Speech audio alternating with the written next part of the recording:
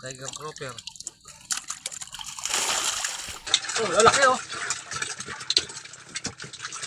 Sarap, pasugba.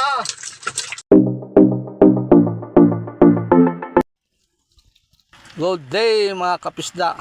Sa araw na ito ay nagsasizing kami ng aming dapak at saka talakitok. At meron ding nakahalong senyorita na lapu-lapo.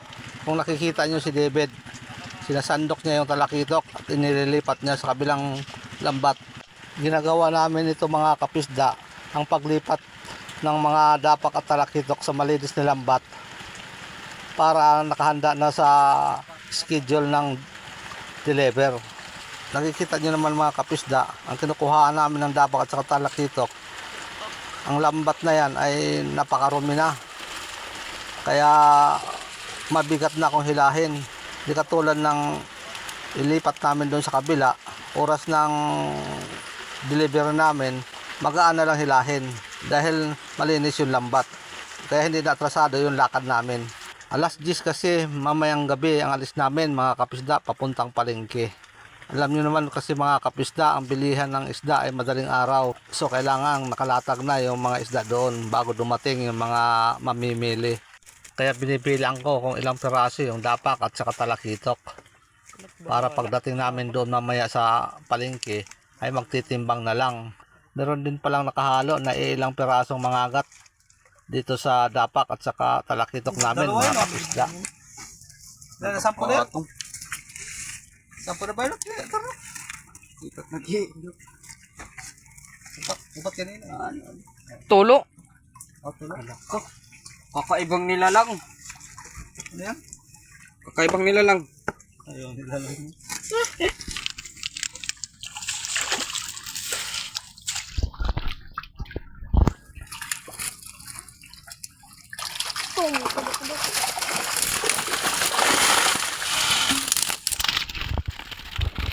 Hindi naman karamihan ang talakitok at dapak mga kapisda.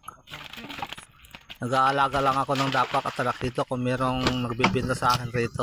Sayang din naman kasi ang space ng aking fish cage kung hindi ko lalagyan ng mga iba-ibang klaseng isda. At meron naman kasing mailan-ilan na namimingwit dito na nagbibinta sa akin ng dapak at saka talakitok. Ano ng talakitik? Oh, mamsa naman yan, mamsa. Isang taon at kalahati ko nang inalagaan itong dapak at saka talakitok mga kapisda. Medyo mabagal nga ang paglaki dahil kung minsan may time na kulang kami sa fish meal. Alam niyo naman kasi dito mahirap din manghuli ng maliliit na isda. Wither lang ika nga kung nakakakuha yung ibang mangingisda ng maliliit na isda. Kaya may time talaga na hindi kami nakakapagpakain ng aming dapak, lapu-lapo at saka talakitok. Nasulo yan. Ang bintahan naman namin ng dapak at saka talakitok ay 400 per kilo. Pagdating doon sa merkado, ang bintahan ng aming suki doon ay nasa 650 to 700 na per kilo. Lalong-lalo na kung Pasko at saka New Year. Talagang mabenta yung dapak at saka talakitok dahil marami yung naghahanda tuwing New Year at saka Pasko. Pinatulong na rin namin ang kapatid ni David, si Brother Louie, dahil nahihirapan si David kapag angat ng sibot at medyo may kabigatan kasi lalong-lalo na kung mayroong laman. Kaya si Brother Louie yung hahawak sa dulo ng sibot.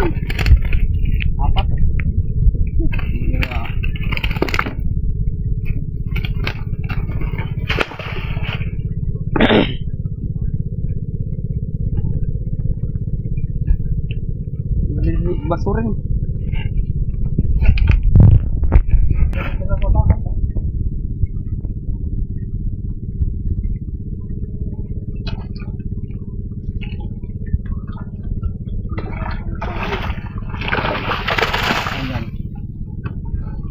Apat. Oh, ang laki na oh. Laki ng mamsa. Ang laki, ang laki, ang laki, ang laki. Ayaw. Ubus. Dito, oh, malayo, malayo.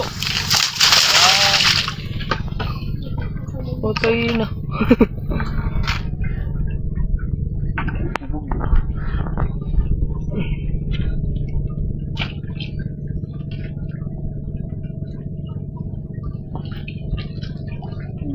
Unsa kan dagkuan? Lelat. Ano ba? Tapos tingnan mapano ka. Isuog yun. Dito ka mo ba? Diba? Dito mo tulog. Anim. Senyorita. Mangagat. Mangagat. May baratin yun.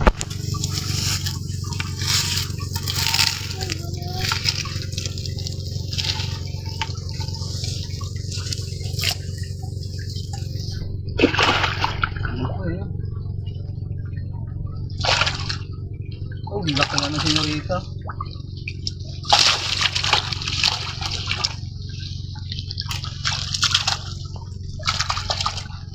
Dito pandapak.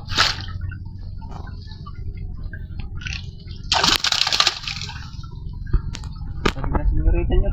Sige, tuloy na lang yan. Tuloy na yan. Kaya, hindi ba nang dadalhin? Hindi padala ko sa Manila yan.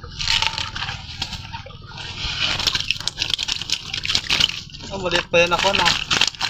Maliit pa. Dito, bandawik. Apat pa ito.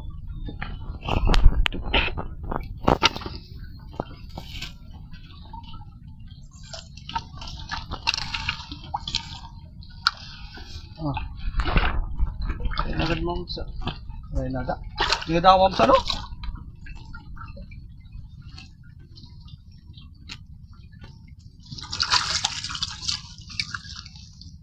Bibenta namin mga kapisda sa palengke. Dahil benta itong talakitok at saka dapak.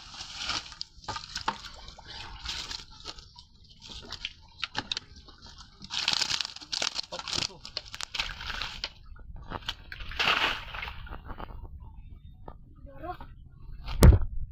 Sugaw.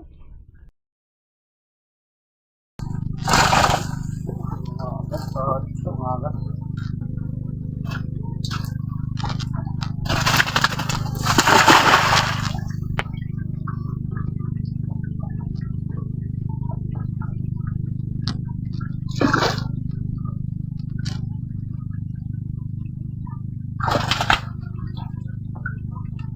Laki-laki ng mga agat. Laki ng mga agat.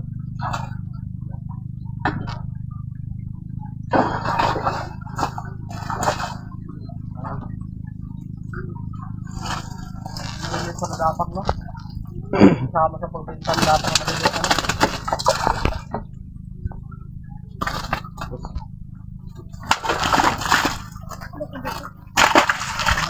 Senyorita na lapu-lapu, malaki na, oh.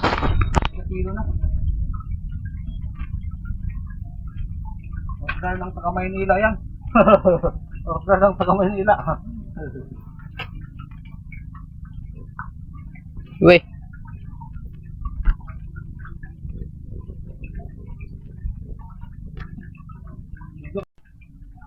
Wala na, ubos na.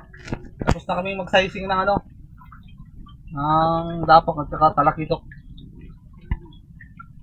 Doon naman tayo sa lapu-lapu. Okay. Okay.